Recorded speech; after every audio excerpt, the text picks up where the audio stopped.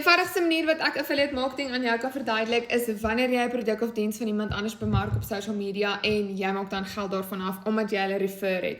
Ek's nie 'n affiliate vir Pantene nie, wat beteken ek doen nou vernietbemarking vir hulle. Ek het 'n vraag gekry wat ek gebruik vir my hare en hierdie is die shampoo en conditioner wat ek gebruik.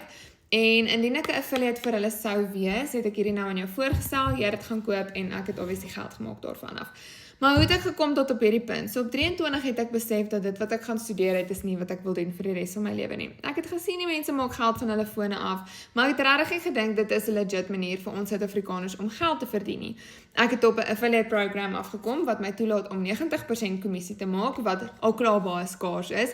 En ek het besluit, weet jy wat, hierdie affiliate program is gecreate deur 'n Suid-Afrikaner, so hoe erg kan dit nou wees?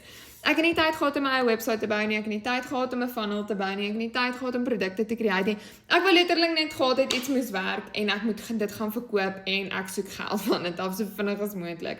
En dit is presies wat ek gedoen het. En in 'n kwessie van 4 dae, oor Paasnaweek, het ek meer geld gemaak as wat my volle maandelikse salaris was. So as jy wil weet hoe jy dit ook kan doen, ek is bereid om my free guide met jou te deel wat vir my presies gewys het hoe om te kom tot waar ek is vandag en hoe jy dit ook kan doen. So as jy daai guide wil hê, los my 'n comment en ek stuur vir jou die info.